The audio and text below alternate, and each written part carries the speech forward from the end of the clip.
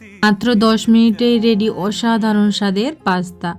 So hello everyone, আপনারা সবাই কেমন আছেন? আশা করি সবাই খুব ভালো আছেন। আজ বাড়িতে পাস্তা বানিয়ে দেখাবো আপনাদের একদম সিম্পলভাবে।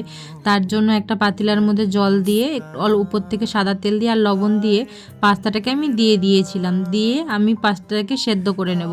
10 মিনিটের মতো সেদ্ধ করে নেবেন। সেদ্ধ করে পাস্তাটাকে আমি জলটা ঝাড়াতে বসিয়ে দিয়েছি। আর এদিকে আমি একটা কড়াইয়ের মধ্যে তেল দিয়ে ডিম ভাজতে বসিয়ে দিয়েছি। তার জন্য আমি আজকে ডিম দিয়ে পাস্তা বানাবো, তাই ডিমটাকে প্রথমে ভেজে নিলাম। বাচ্চাদের টিফিন বলুন বা বড়দের টিফিন বলুন, অসাধারণ খেতে লাগে এই দুর্দান্ত স্বাদের পাস্তা। একদম হেলদিভাবে বানিয়ে দেখাবো সব রকম সবজি দিয়ে। অল্প তেলের মধ্যে আমি দিয়েছি আলু আর গাজর, ছোট্ট ছোটো সরু সরু করে কেটে নিয়েছি, সেটাকে কেটে ভাজতে বসিয়ে দিয়েছি। আপনারা হালকা লবণ দিয়ে দেবেন। আমি একটু নেড়ে চেড়ে পর একটু লবণ দিয়ে দিলাম, দিয়ে ভেজে নেবেন। সত্যি কথা বলতে পাস্তাটা খুব অল্প সময়ের মধ্যে হয়ে যায়, একদম বেশি সময় লাগে না। ঝটাপট করে আপনি টিফিনে বানিয়ে দিতে পারবেন, অফিসের জন্য বা বাচ্চাদের টিফিনের জন্য। তো আমিও বানিয়ে নিই, আর খেতে তো দুর্দান্ত লাগে। একদম সিম্পলভাবে রান্না করি, আর সব রকম সবজি দিয়ে রান্না করার চেষ্টা করবেন, তাহলে খুব হেলদি হয় সেটা। আর পেঁয়াজ আর কাঁচা লঙ্কাটা আমি পরে দিলাম, এই জন্য পরে দিলাম। পেঁয়াজটা আমি যদি প্রথমেই দিয়ে দিতাম সবজিগুলো ভাজার একটু ভেজে নেওয়ার আগে, তাহলে পেঁয়াজটা একদম নুয়ে যেত, ভালো লাগতো না। মুখে একটু পেঁয়াজ না লাগলে ভালো লাগে না পাস্তার মধ্যে। তাই সবজিটা কিছুটা ভেজে নেওয়ার পর তারপর আমি পেঁয়াজটা দিয়েছি। আর উপর থেকে দিয়ে দিলাম একটু মশলা, পাস্তা মশলা ছিল, আমি সেটাই ওর মধ্যে দিয়ে দিলাম। দিয়ে আবার হালকা করে আমি নেড়ে চেড়ে এইভাবে ভেজে নেবেন। এভাবে সব রকম সবজি দিয়ে দেবেন। বাচ্চাদের পক্ষেও খুব হেলদি হয় খাওয়ার জন্য, আর বড়দের পক্ষেও।